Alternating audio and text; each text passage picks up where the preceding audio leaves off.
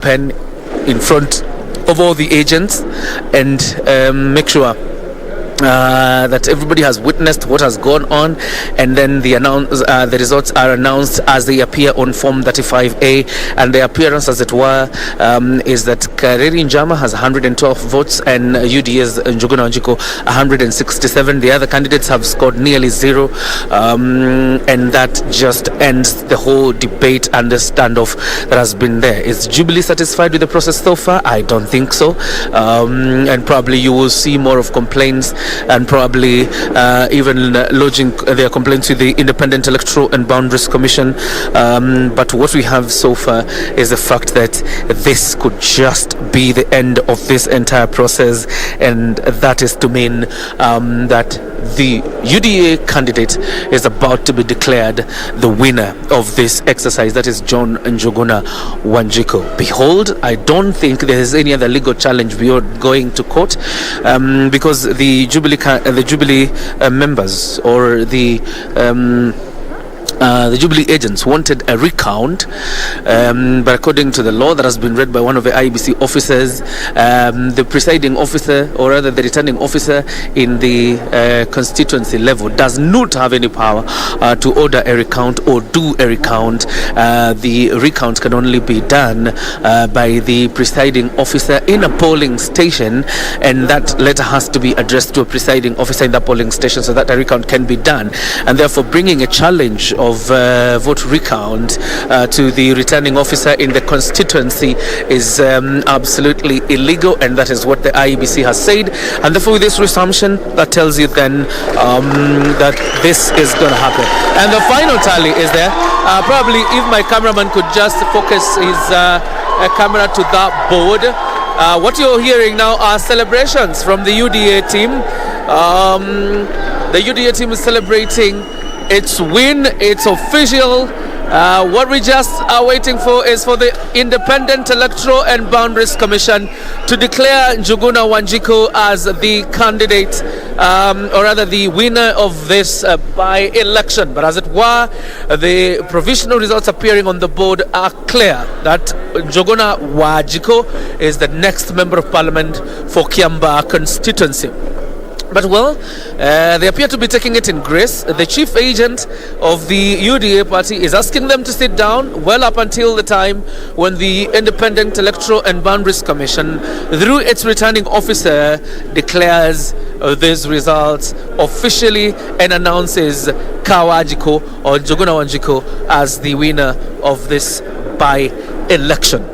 And you can tell the mood very much elated. On the other side, gloom from the Jubilee end. And like I said yesterday, cometh the moment, cometh the hour. 8 candidates. One of them becomes the next Member of Parliament for Kiamba constituency. The 7 others goeth. And the moment is here. The moment is here. The candidate is John Njuguna Wanjiku of the UDA party, who has won the by-election. Remember, these are provisional results. Like I said, the work of declaring a winner is not our own. The work of declaring a winner is by the Independent Electoral and Boundaries Commission. And that is what we are waiting for, that very official announcement. You can see the returning officer there, probably consulting with his officials before the signing of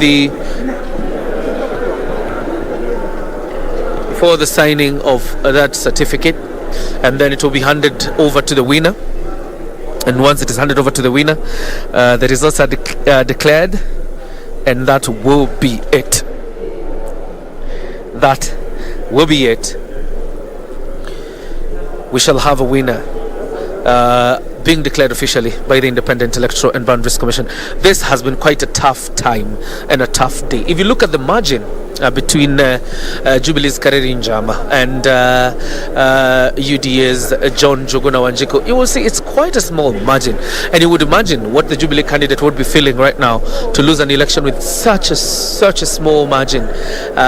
It's quite, 510 to be exact, the number of votes, the margin between the candidates, John Njuguna Wanjiku, the winner of this election, and Kiamba's, or rather Kareri Njama of the Jubilee Party. 510. You can imagine how it feels, and probably once we have time we will speak to one of them. But very quickly, I want to see if I can grab any of them for a very quick interview about how this day feels for each candidate. And I think in a bit I'll be able to grab one of them, and then we can actually be clear how they feel about this win. We're talking about the UDA party. We'll also try to talk to the Jubilee party for that very, very purpose. So very quickly, again, we're waiting for the official announcement of who exact, not really who exactly, because it's clear it is Njuguna Wanjiku, the UDA candidate, and he will be the next member of parliament for Kiamba from now up until August 9th 2022. That tells you he has approximately about 11 or 10 months to serve as MP, and then the general elections come calling. Does he have enough time to deliver on his promises? Well, the jury is out there, but the declaration is impending. What is interesting so far is from where we're sitting, we can hear celebrations out here. The vuvuzelas from ecstatic supporters of the UDA candidate celebrating this win, a hard-fought one. The by-election, the process that kick-started yesterday at 6 a.m. 24 hours later, we didn't have the results, but again, after 5 full hours of chaos and standoff, we now have a winner in the name of John Njuguna Wanjiku, the next member of parliament for Kiamba constituency. Right now, I'll beg to hand you over back to Broadcasting House, Ben Troy Njue. You can continue a bit as we try to figure out how things are going to be here, and as we wait for that very important declaration. But be sure that we will be on site, our eyes open, our ears open, our foot on the ground, to ensure that we bring you the entire process of declaration and the celebrations thereafter. So don't go too far. Keep it KBC Channel 1, because indeed Kenya is watching. Back to you, Broadcasting House. Thank you so much, JJ Curia. And of course, we are also watching. The standoff is over, and John Njuguna Wanjiku, according to the provisional result, is the winner of Kiamba constituency by-election that was held yesterday. And we are just waiting for the IEBC returning officer actually to declare the final result. And as JJ has alluded, is that he can hear, and of course we have had some of the supporters of UDA being quite dramatic, and of course celebrating the victory. And back in studio, talking about the Victory Council, yesterday we were just talking about the use of social media just before we crossed over to Kiamba. The likes of Kipchumba Murkomen, the senator, and other leaders had actually started congratulating UDA candidate as early as yesterday, and we know very well that IEBC is the only mandated body to announce the final results. Yeah, quite interesting, but social media is social media and has got to be left to be social media. Something should be done? Because if we experience the same thing in a bigger election like the general polls. Yeah, actually with the information hyper way that we are in today, and with the internet connectivity virtually everywhere, and considering that every candidate has an agent in every polling station, and they receive the results almost at the same time as IEBC receives theirs. So if a political party or a candidate has their own private tallying center to which the results are posted, and clear indications are that candidate has won, then there is no reason why they cannot celebrate. And social media is one of the platforms for such celebration. And therefore, going forward, there are two ways to deal with this thing. Either we put a stop on the social media communication, and therefore run the risk of violating the people's constitutional rights, to express themselves, which as a constitutional lawyer I advise that's a no-go zone. What actually needs to be done where we are is IEBC upping its game to match, the real-time information sharing that this world has come to, and therefore open up its server so that, and even the mainstream media should hook up to that server so that they deal with the results as they come online. That is the only cure, so that the official declaration of the results becomes merely ceremonial, and not the reason why somebody should start feeling that they are happy, because it is like even in a football game, when you have a big lead and this is injury time, it is 3 minutes. Obviously you cannot stop fans from going to frenzy, ecstasy and celebration.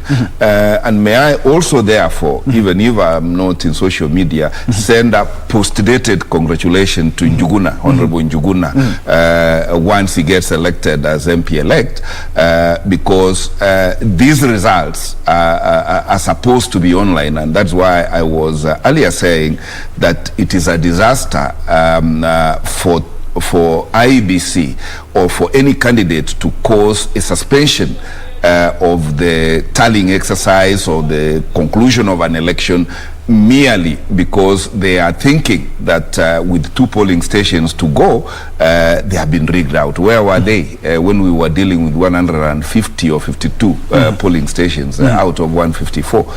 It is not right, and that is why social media, Honorable Senator Murkomen and the UDA team were entitled, once they received the results of their candidate and they clearly see that they are ahead of their competitor, they had every reason to celebrate. And still on social media, we had seen allegations that one of the candidates or some of the candidates had withdrawn their candidature, of which that was not true, and it was peddled all over on social media.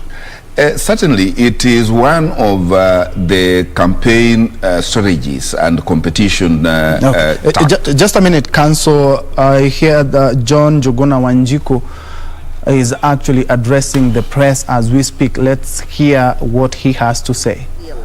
And they don't intimidate, they don't, hawana ubaguzi. But they give each and every one of us equal opportunity, to exercise, the democratic rights that we have as a nation. And we want to call them wherever they are. Those who have not been with us, the Hustler Nation, please come in. This is the real thing, and it is the future of this country. Na muda mchache uliopita tuliona ukibubujikwa na machozi. Je, hisia hiyo ilikuwa gani? I think I was a bit emotional.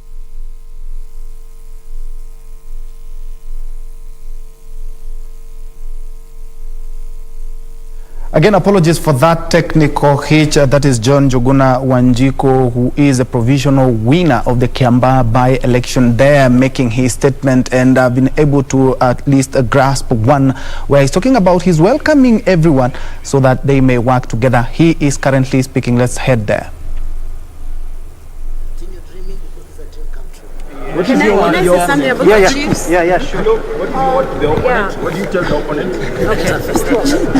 No, I think in every election there is a winning and there is a losing.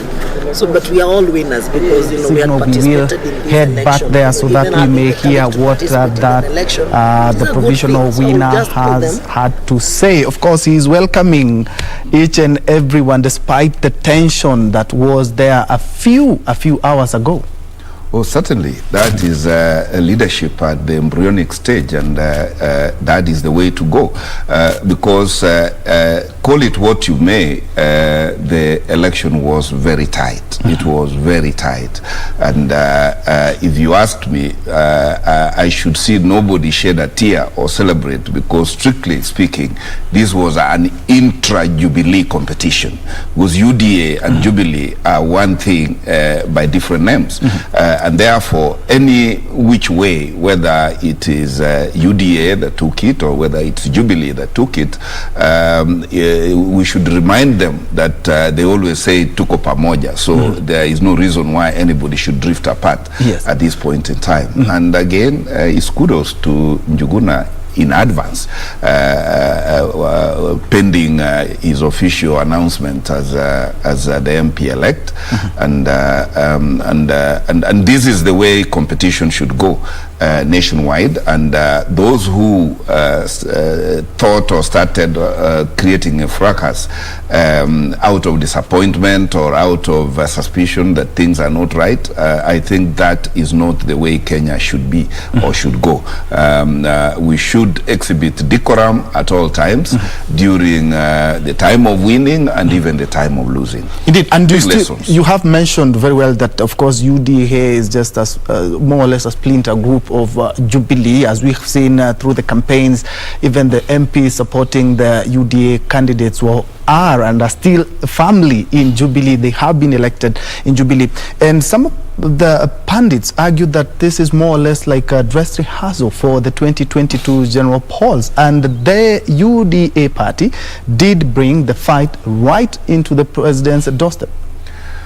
True, if you want to say so, but really we do not see the president's hand active on the ground. Of course, his henchmen or his wale wandani were right there. If you look at, and I've heard certain commentators saying that this was really a show-off or face-off between the DP and his boss, His Excellency the President. And I dare warn UDA that if they give that interpretation to this kind of election, then they must be worried about 2022, because if this played out in 2022, and if you said that it is nusu mukate for DP and His Excellency the President, then that means then that the President, if we extrapolate, controls 50% of central Kenya.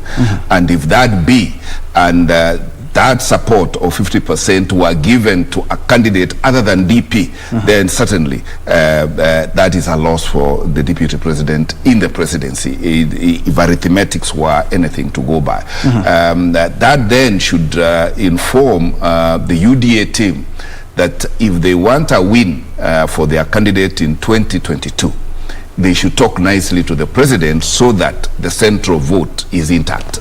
Because if the central vote or the mountain vote does not land on a candidate as a block, then that candidate does not have a head start on anybody. And that therefore also warns the handshake team that is dancing with the president, that if indeed the president will by extrapolation control 50% of the central vote, then they had better not lose any of their votes they garnered in 2017 if they are training their eyes on the presidency. Because if they lose that and His Excellency the President topped the mountains vote by 50%, if they are intact as NASA as they were, then obviously they are winners 8 o'clock in the morning.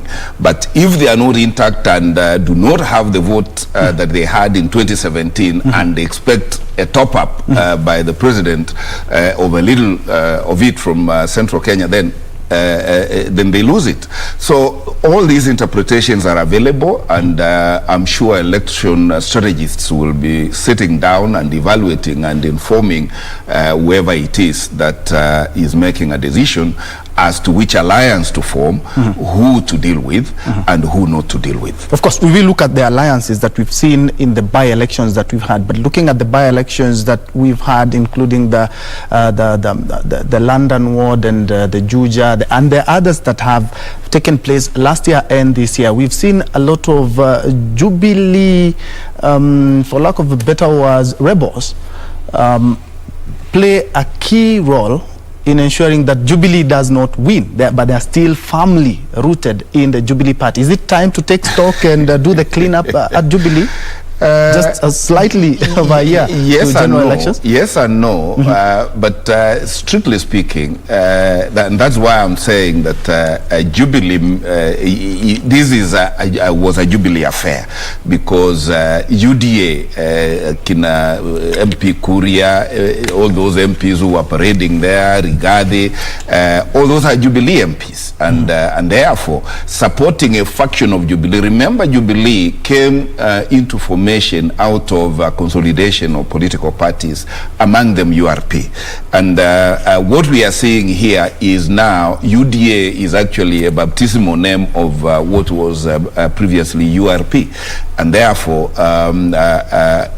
whichever way we look at it, this was a Jubilee affair. But one very dangerous signal that is then coming from the Mount Kenya region is that if Juja went outside Jubilee and UDA, and if Kiambaa now has gone to UDA, we are perhaps waiting to see a rainbow election of MPs and leaders from Mount Kenya region, where they will not be under any one political party. Kiunjuri is there with his political party. Honorable Kuria is there from Gatundu with his party. There is UDA with its party, and perhaps the Bas people from Mount Kenya East will come in with their own political outfit. So we are likely to see a variety out of the mountain. Okay, indeed. And before we look at the alliances, I'm informed that the fugitive cop Karen Kangogo has shot herself dead. You do remember she shot two gentlemen and has been on the run for the last couple of weeks. We will be getting more information on the same, and of course relaying that to you as well. In case you just joined us, this is a special edition on Newscheck. We are looking at the Kiambaa by-elections, and as things stand is that John Njuguna Wanjiku, Ka Wanjiku, is the provisional winner of that by-election. And perhaps we were looking at alliances. We have seen UDA and the Moses Kuria aligned party. We have also seen Jubilee and also ODM forming alliances.